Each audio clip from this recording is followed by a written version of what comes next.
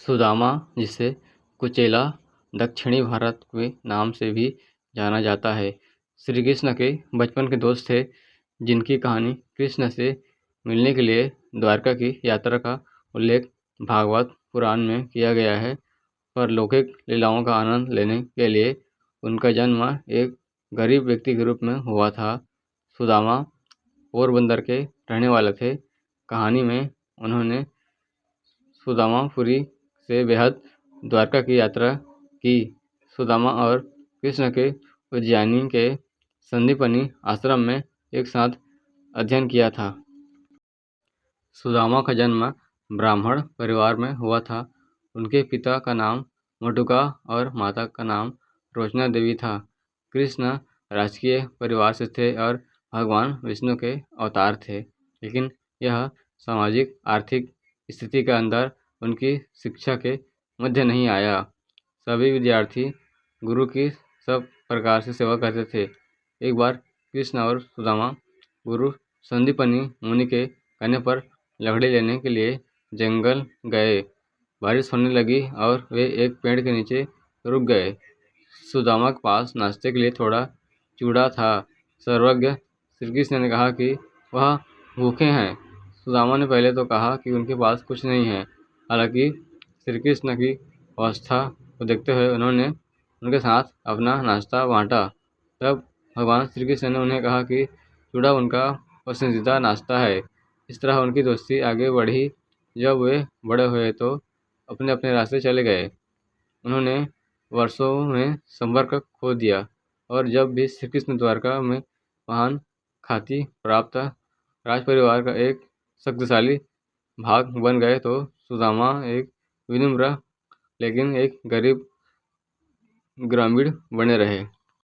उज्जैन अवंतिका में स्थित ऋषि संदीपनी के आश्रम में बचपन में भगवान श्री कृष्ण और बलराम पढ़ते थे। वहाँ उनके कई मित्रों में से एक सुदामा भी थे। सुदामा के बारे में बहुत कुछ लिखा गया है। कहते हैं कि सुदामा जी दीक्षा और दीक्षा के बाद अपने ग्राम अश्वत्थीपुर वर्तमान पोरबंदर में भिक्षा मांगकर अपना जीवन यापन करते थे। सुदामा एक गरीब ब्राह्मण थे। विवाह के बाद वे अपनी पत्नी सुशीला और बच्चों को बताते रहते कि मेरे मित्र द्वारका के राजा श्री कृष्ण हैं, जो बहुत ही उदार और परोपकारी हैं। यह सुनकर एक दिन उनकी पत्नी ने डरते हुए उनसे कहा कि यदि अपने मित्र साक्षात लक्ष्मीपति हैं और उदार हैं तो आप क्यों नहीं उनके पास जाते हैं। वे निश्चित ही आपको प्रचुर धन देंगे, जिससे हमारी कष्टमय गृहस्थी में थोड़ा बहुत ही सुख आ जाएगा।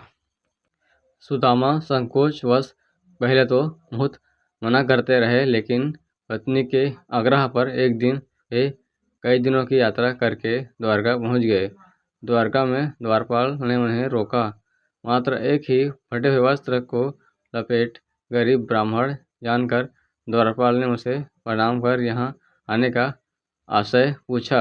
जब सुदामा ने द्वारपाल को बताया कि मैं श्री कृष्ण के मित्र हूँ, द्वारपाल का आश्चर्य हुआ। फिर भी उसने नियम अनुसार सुदामा जी को वहीं ठहरने का कहा और खुद महल में गया और श्री कृष्ण से कहा कि हे प्रभु, को फटेहाल दीन और दुर्बल ब्राह्मण आपसे मिलना चाहता है, जो आपको अपना मित्र बताकर अपना नाम सुदामा बतलाता है।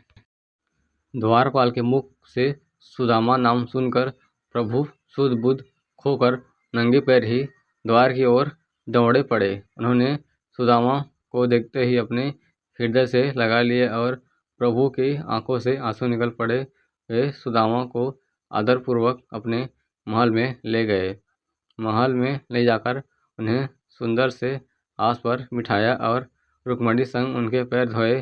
कहते हैं कि प्रभु को उनके चरण धोने का जल की आवश्यकता ही नहीं पड़ी। उनकी दीनता और दुर्बलता देखकर उनकी आंखों से आंसुओं की धार बहने लगी। स्नान भोजन आदि के बाद सुदामा को पलंग पर बिठाकर श्री कृष्ण उनकी चरण सेवा करने लगे और गुरुकुल के बिताए दिनों की बातें करने लगे। बातों ही बातों में यह प्रसंग भी आया कि किस तरह दोनों मित्र वन में संविदा लेने गए थे और रास्ते में मूसलाधार वर्षा होने लगी तो दोनों मित्र एक वृक्ष पर चढ़कर बैठ गए। सुदामा के पास एक पोटली में दोनों के खाने के लिए गुरु माता ने कुछ चने थे, किंतु वृक्ष पर सुदामा अकेले ही चने खाने लगे। चने खाने की आवाज़ सुनकर श्री कृष्ण ने पूछा कि क्या खा रहे हो?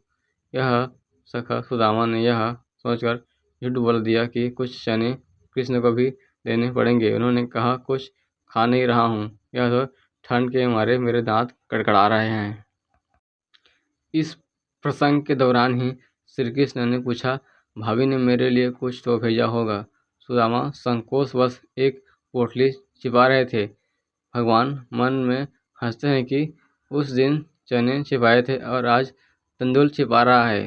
फिर भगवान ने सोचा कि जो मुझे कुछ नहीं देता मैं भी उससे कुछ नहीं देता, लेकिन मेरा भक्त है तो अब इससे छीनना ही पड़ेगा। तब उन्होंने तंदूर की पोटली छीन ली और सुदामा से प्रारंभ कर्मों को क्षीण करने हेतु तंदूल को बेहद चाव से खाया था।